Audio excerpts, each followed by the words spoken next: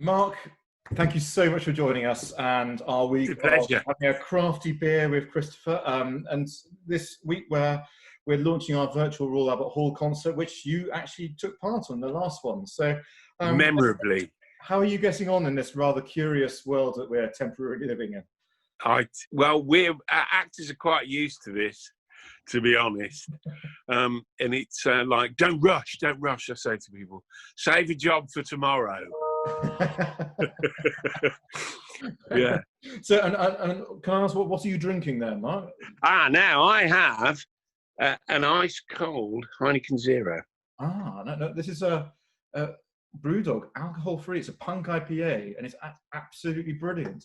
I find them too hoppy.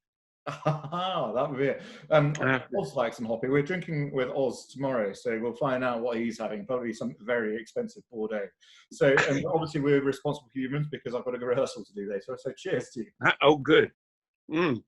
So, is that Blimey, that's good. Is that your usual early evening tipple? Yes, absolutely. Yeah. I don't drink, but I like the beer thing. It's not too sweet. So I've spoken to many of our artists about the extraordinary resilience and inventiveness that we're seeing in our friends and colleagues at this time, and also the courage in which people are approaching the changes they're having to make to their lives and their careers. How has this manifested itself in the film and TV industry that you're involved in? Well, we aren't working. I mean, you can't film with social distancing. There aren't lenses wide enough. It's not going to happen again. I mean, possibly some of the soaps can do it because they're they have much more contained setups. But we won't be able to film on location. One of the chief reasons is because most of the shots you see are framed to get rid of things like pylons. Yeah. Especially with period pieces, non-period houses, doors, cars, windows, kites, aeroplanes. So it's not possible, really.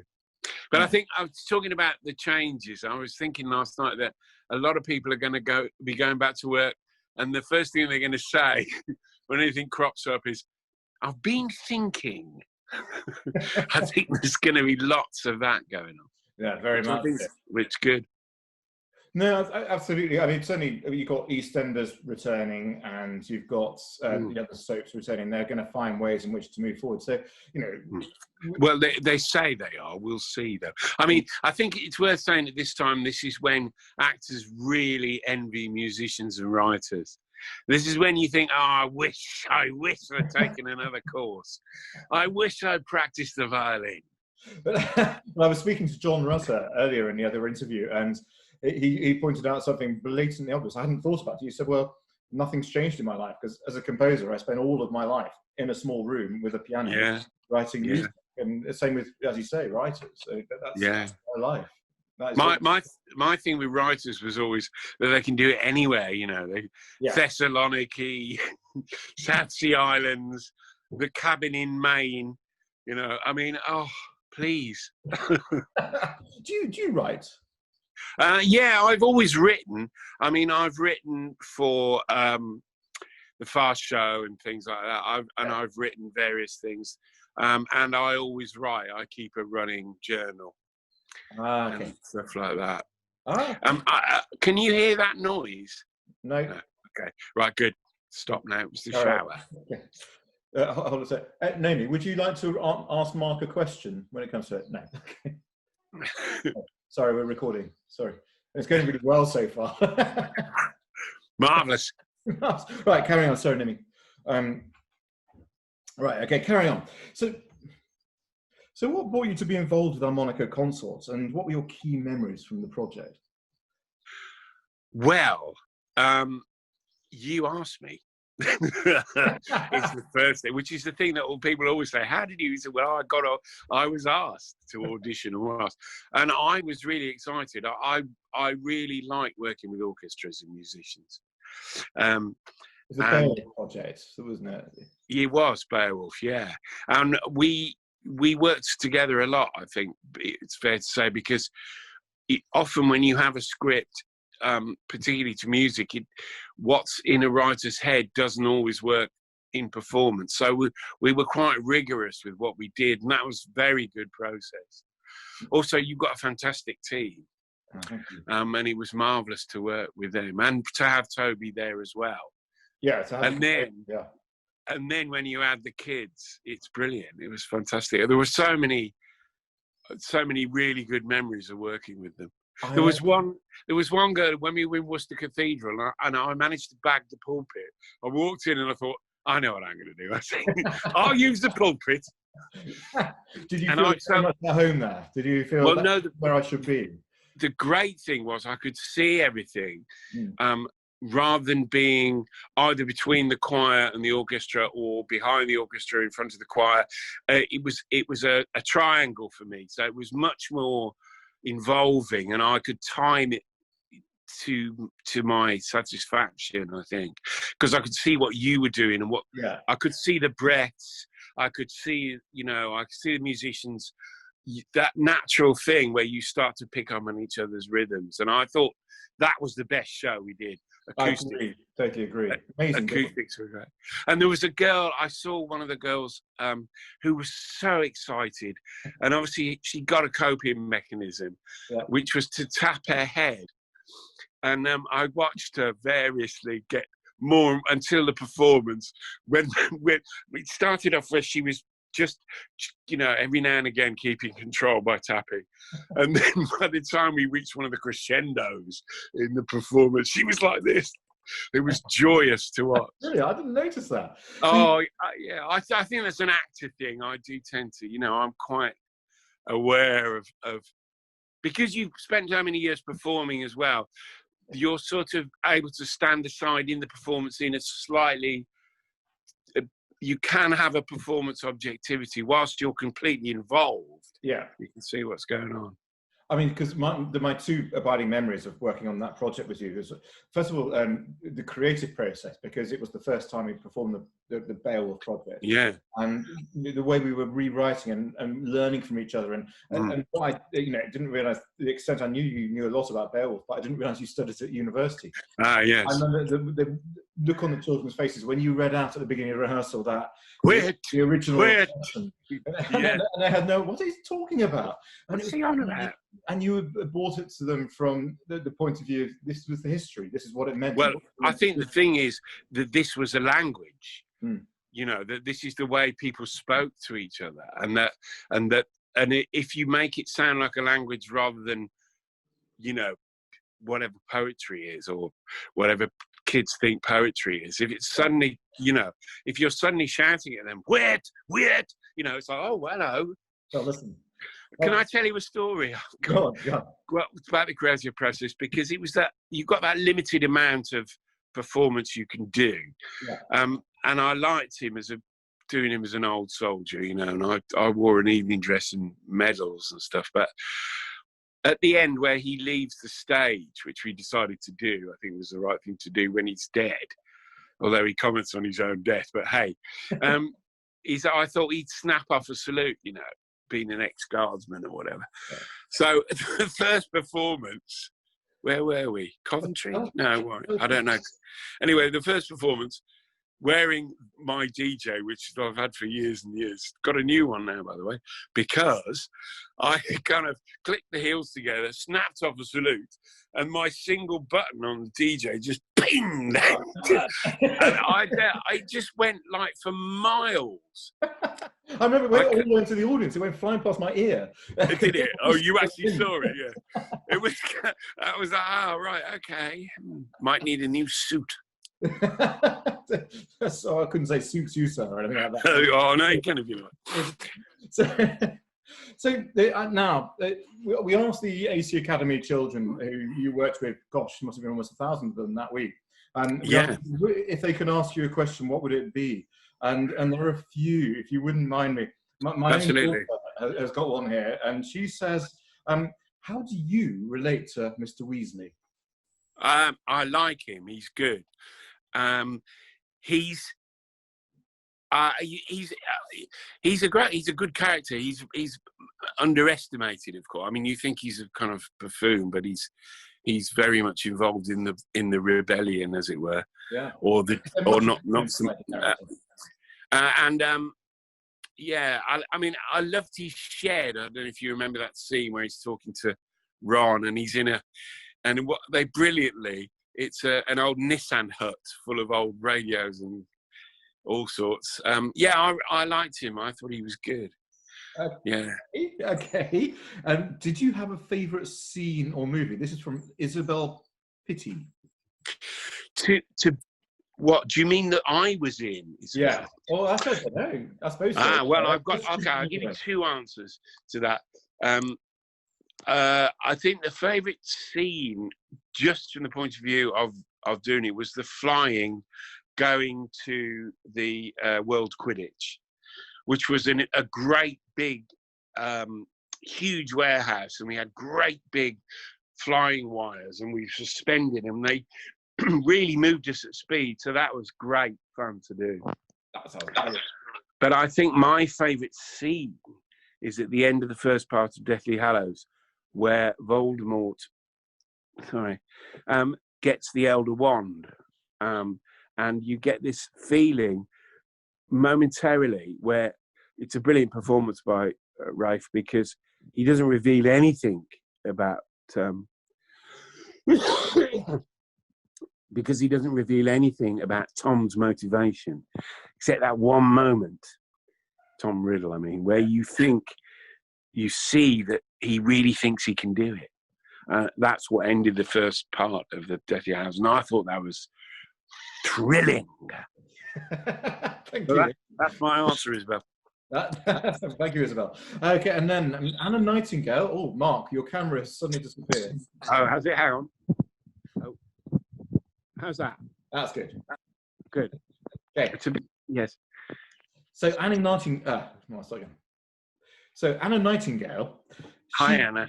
Was one of our scholars who met you. She was over the moon about working with you. And she says, "Dear Mark Williams, please tell us what exactly is the function of a rubber duck?" Amusement. Amusement. That's the exact function of a rubber duck. Amusement. That's the exact function. That's good. That's a good answer. And it's very, very important to have those things in your life.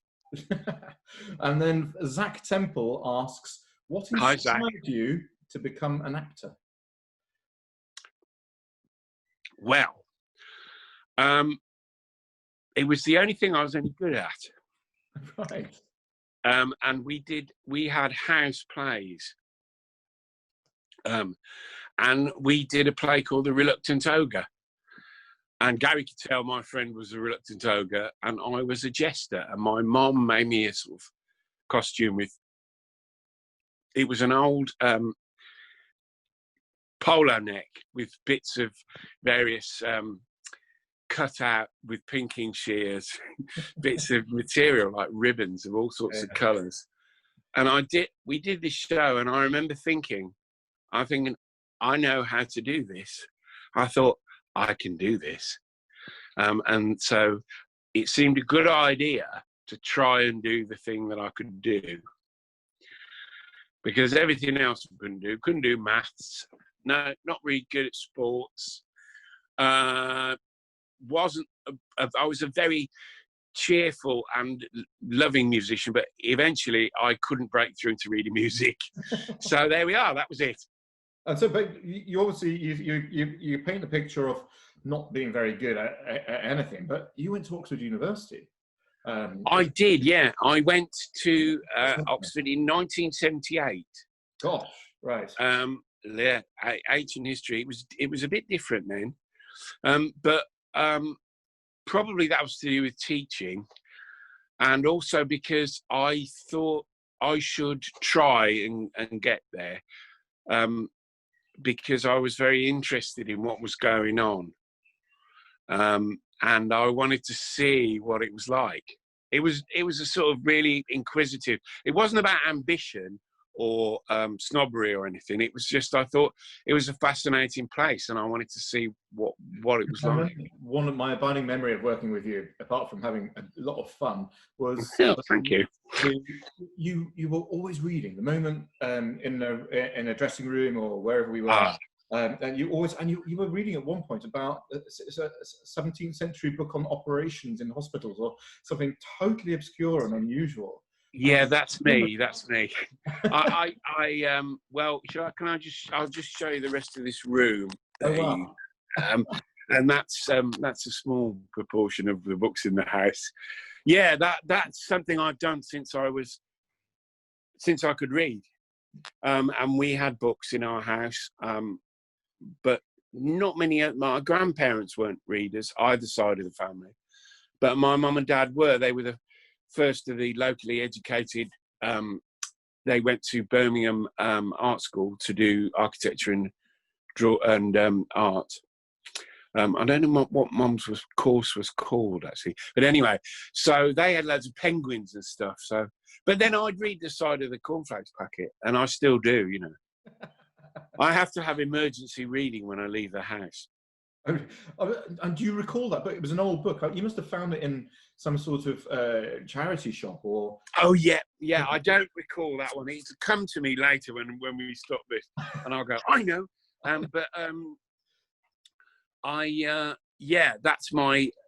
That's what I do. I go and ferret in bookshops. And the other thing I love about you is that I love the fact that we're talking to you on your phone, because you don't have a computer. Is that right?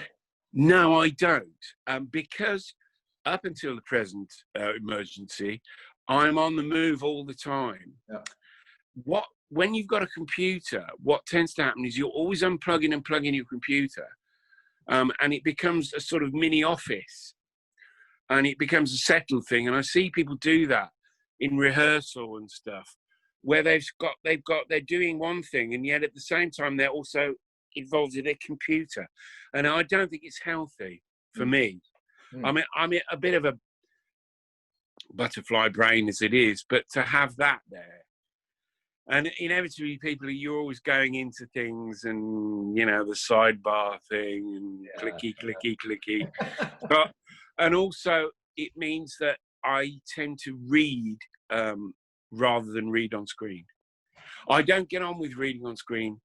It's not good for actors. Well, not good for me, because one of the things I always do when reading a script is I always got a pencil in my hand. And it's not necessarily being, underlining things. And it's about thoughts and about associated meanings, things to look up, and maybe just what somebody's just said in a rehearsal. And so I wouldn't want to lose that. It's a magic. Although I'm not anti any of it, and I think I lie in bed reading, and I'm inevitably I'll read about the paragraph, and I'll have to Google something.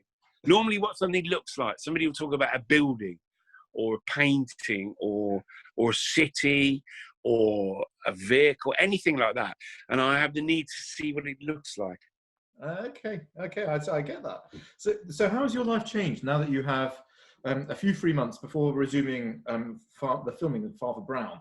You mentioned Hopefully that actors are used to having patches of their life where they're between work. But how are you filling your time at the moment?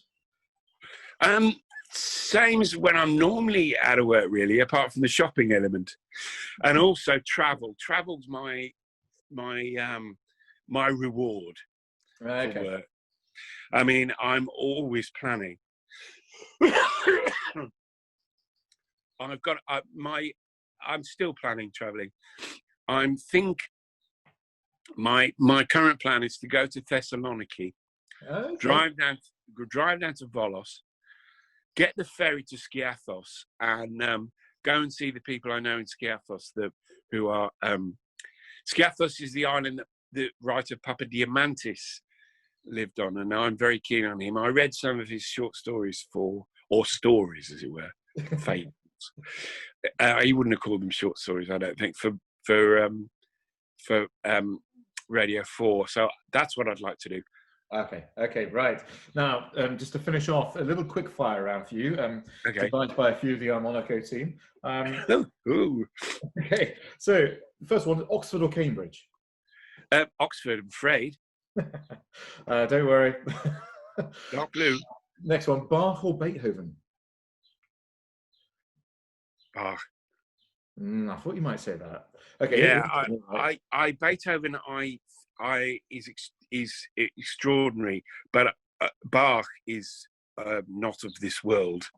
I just get lost in Bach, and you don't know where you are sometimes. Whereas with Beethoven, I kind of always know where he's pulling me, or I feel like I do. But with Bach, I'm mesmerised.